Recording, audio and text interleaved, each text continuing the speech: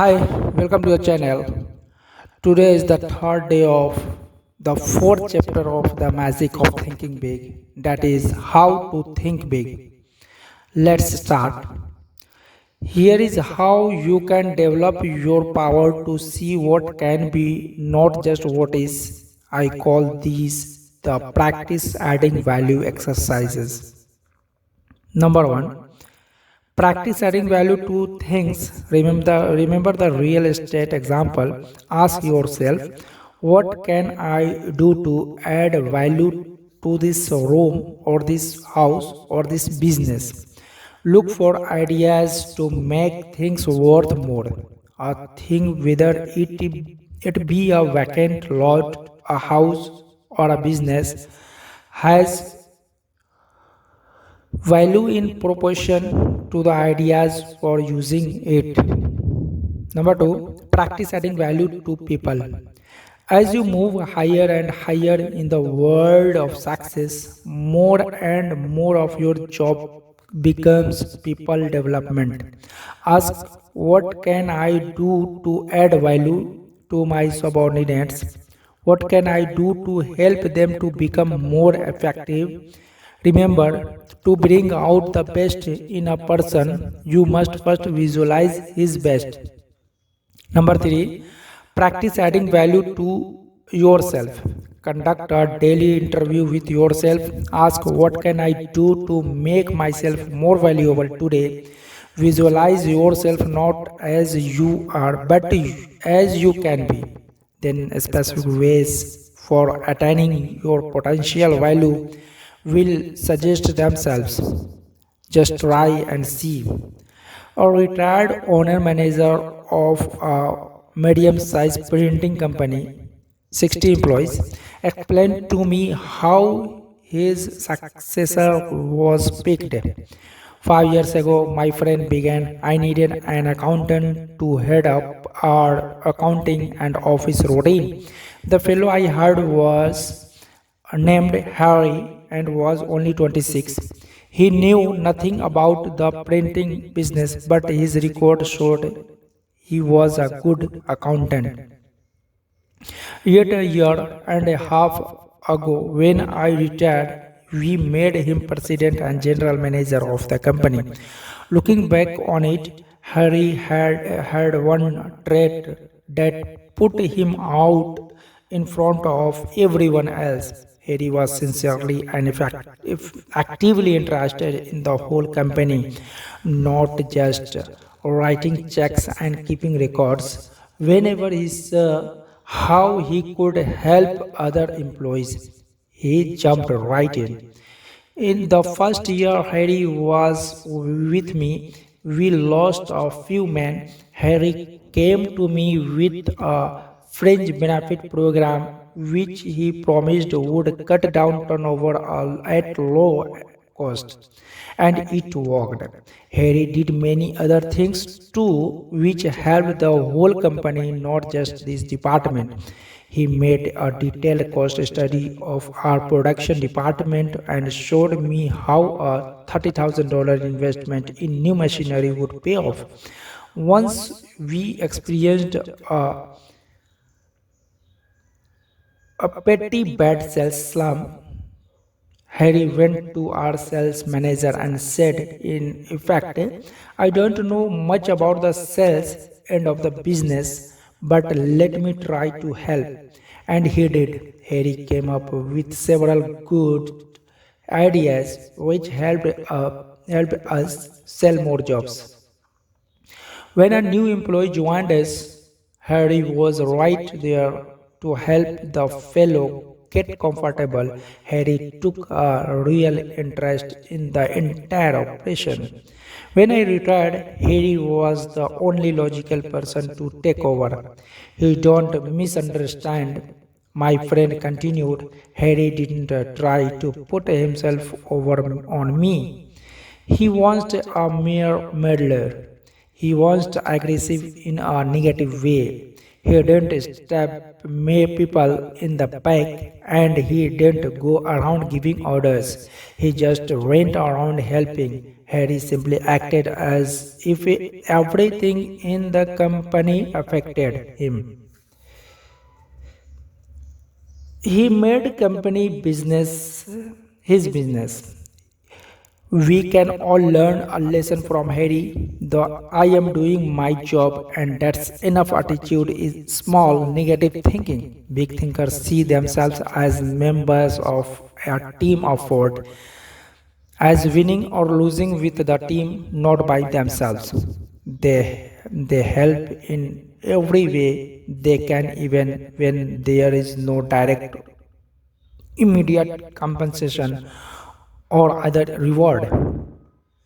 The fellow who shrugs off a problem outside his own department with a comment like, well, that's no concern of mine, let them worry with it, has got the attitude it takes for top leadership.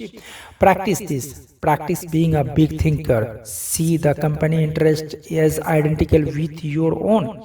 Probably only a very few persons working in large companies have a sincere, unselfish interest in their company. But after all, only a relatively few persons qualify as big thinkers, and these few are the ones eventually rewarded with the most responsible, best paying jobs.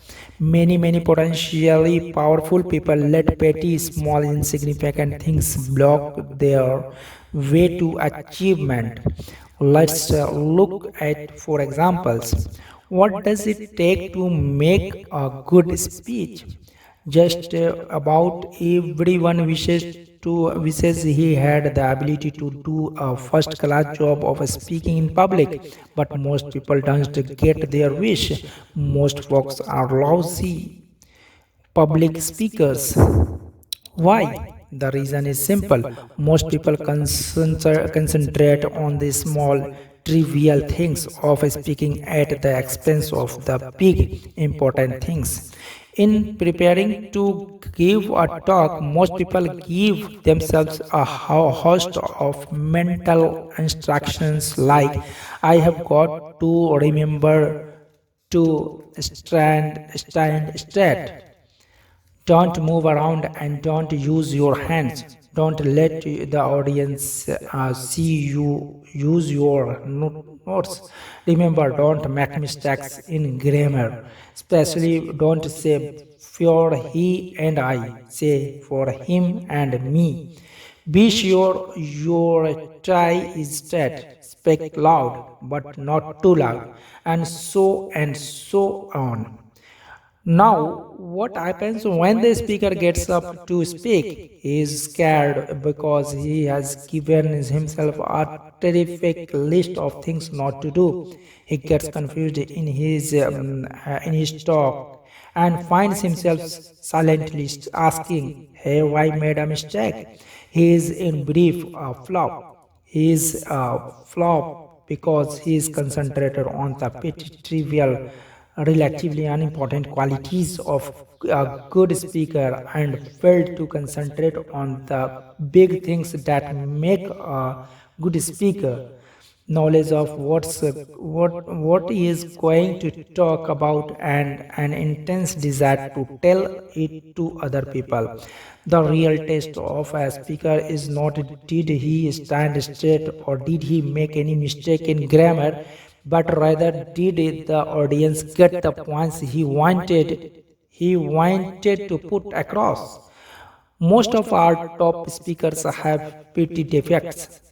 Some of them even have unpleasant voices. Some of the most sought after speakers in America would flank a speech course taught by the old negative, don't do this and don't do that method. Yet, all these successful public speakers have one thing in common, they have something to say and they feel a burning desire to other people to hear it.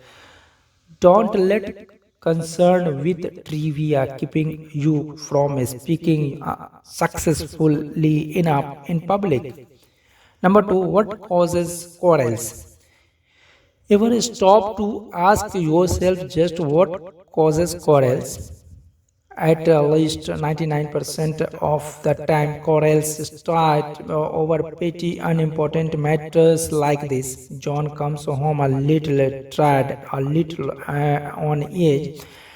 Dinner doesn't exactly please him, so he turns up his nose and complains. John's day wasn't perfect either, so she rallies to her own defense with, "Well, what do you expect on my food budget? Or maybe I could cook better if I had a new stove like everybody else." This insults John's pride, so he attacks with, "Now, John, it's not lack of money, it's simply that you don't know how to manage." And away they go before a truce is finally declared. All sorts of accusations are made by each party: in-laws, sex, money, premarital and postmarital promises, and other issues will be introduced. Both parties leave the battle nervous tense. Nothing has been settled, and both parties have new ammunitions, ammunition to make the next quarrel more vicious. Little things, petty thinking cause argument. So, to eliminate quarrels, eliminate petty thinking. Here's a technique which works: before complaining or accusing or reprimanding someone or launching a counterattack in self defense, ask yourself, is it really important? In most cases, it isn't, and you avoid conflict. Ask yourself, is it really important if he or she is messy with cigarettes or forgets to put the cap on the toothpaste or is late coming home? Is it really important if she squandered a little money or invited some people in and I don't like? When you feel like talking negative action, ask yourself, is it really important? That question works magic in building a finer home situation.